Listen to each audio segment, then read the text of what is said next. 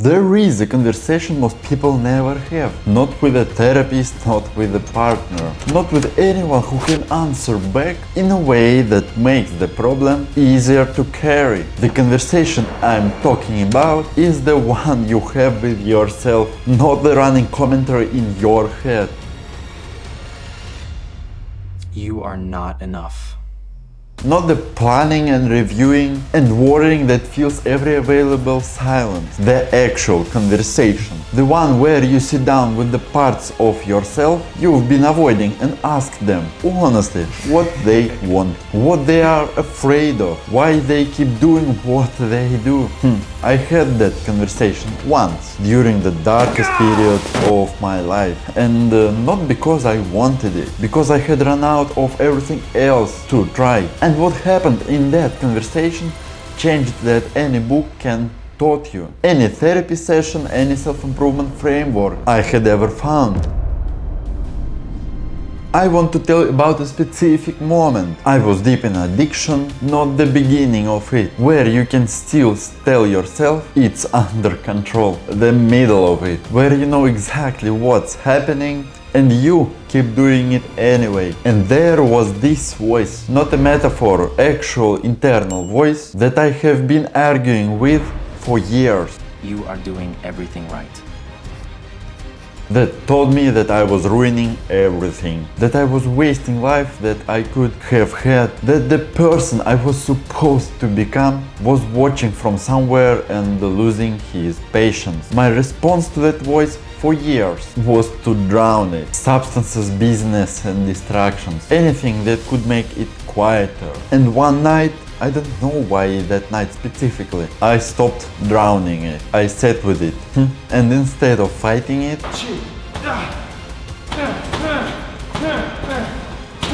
instead of trying to argue or justify, I asked it a question. I had never asked it this question. What do you actually want? Not why are you ruining my life? Not why won't you leave me alone? What do you actually want? And the answer that came back was not what I expected. It wasn't judgment, it wasn't condemnation.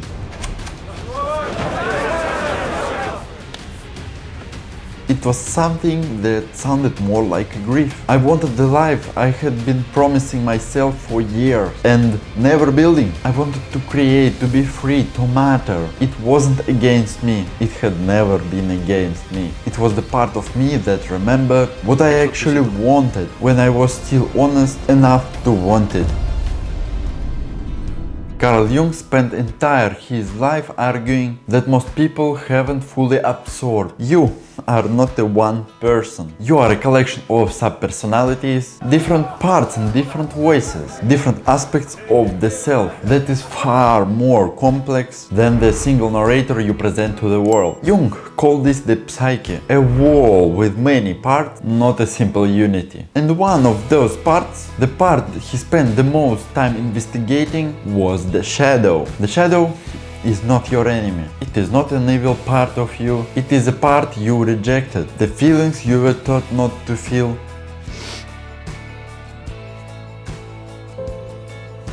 The desires you were taught that wrong. The parts of yourself that didn't fit into the version of yourself that is acceptable to your family, your culture and your peers. And so were pushed down and hidden.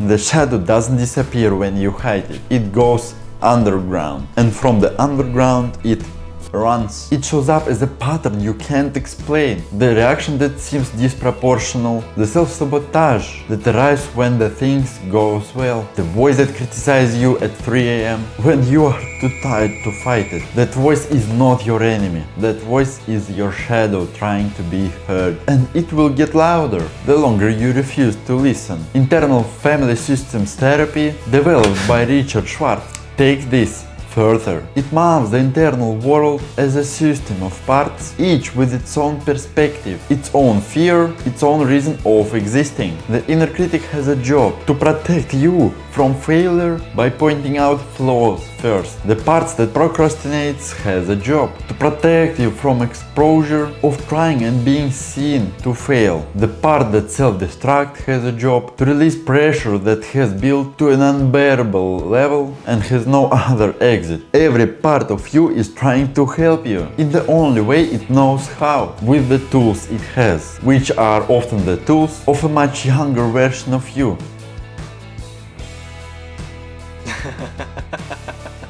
Who was doing the best they could with what they had. The question is not how do I silence it. The question is what is this part trying to do for me. You are the best. Keep going.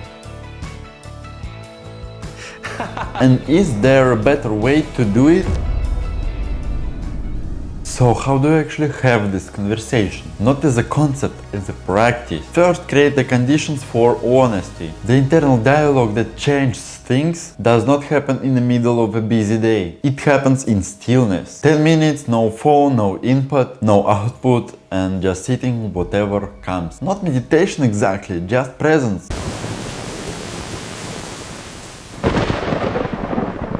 The specific willingness to sit with whatever arrives without immediately managing it. Most people have never done this because what arrives is uncomfortable. That discomfort is the beginning of conversation. Second, ask the right questions. Not why am I like this? That question leads to judgment and loops. Ask what you are trying to protect me from. Direct the question at the specific part that is causing the most difficulty right now. The voice that criticizes.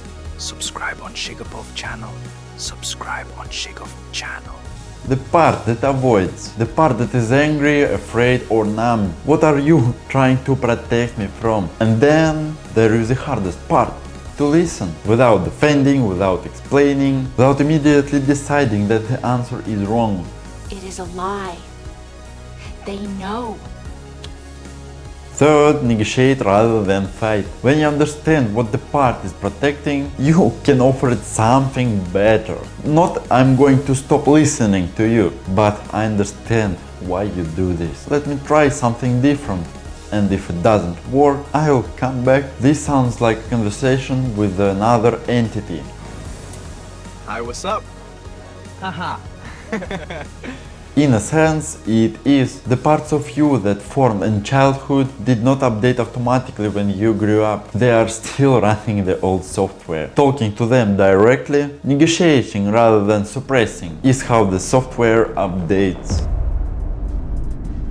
That conversation during addiction was not the end of everything. It was the beginning of a different relationship with myself. Not a fixed relationship, not one without conflict, but one where conflict stopped being something I was losing and started being something where I participated in it. The voice that had been criticizing me for years was not trying to destroy me. That was a part of me that was still believed was capable of more than I was doing.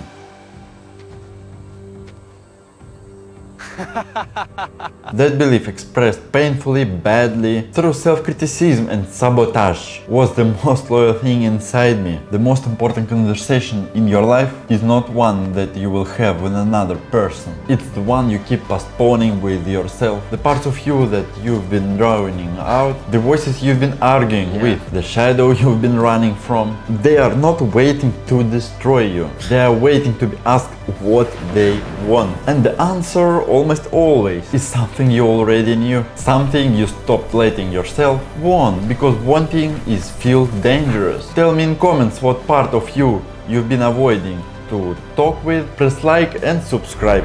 This will have to grow this channel and reach people more like you. So let's rise together. Have a good flight, fam.